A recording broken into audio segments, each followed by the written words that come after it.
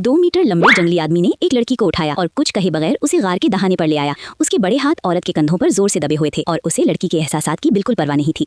जब उसने देखा कि वो अब भी मुसलसल मुजाहिमत कर रही है तो उसने एक झटके से औरत का बैरूनी लिबास फाड़ दिया। औरत ने अपने सामने खड़े आदमी को हैरत से देखा और एक लम्हे के लिए उसके दिल में वहीं रुक जाने का ख्याल आया। बिल्कुल उसी वक्त जब जंगली आदमी ने सोचा कि उसकी ख्वाहिश पूरी होने वाली है, औरत का बाप अचानक गार से बाहर आया और नतीजे के तौर पर जंगली आदमी ने उसे एक मुक्के से जमीन पर गिरा दिया।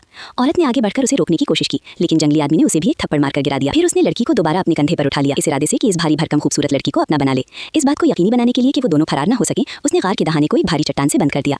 दरहकीकत जंगली आदमी का कोई बुरा इरादा नहीं था, वो सिर्फ ये चाहता था कि लड़की रुक जाए और उसकी बीवी बन जाए। जब औरत ने देखा कि वो वाकई संजीदा है तो वो बालाखिर डर गई और उसने जंगली आदमी से मिन्नतें करना शुरू कर दी कि वो उसे जाने दे। लेकिन जंगली आदमी ने उसे धमकी देते हुए कहा कि जो कोई भी अंदर आता है वो जाने का ख्याल छोड़ दे। बिल्कुल उसी वक्त जब बाप बेटी मायूसी का शिकार हो गए, जंगली आदमी अचानक गार से बाहर चला गया, इस इरादे से कि वो अपनी महबूबा को खुश करने के लिए कुछ शिकार करे।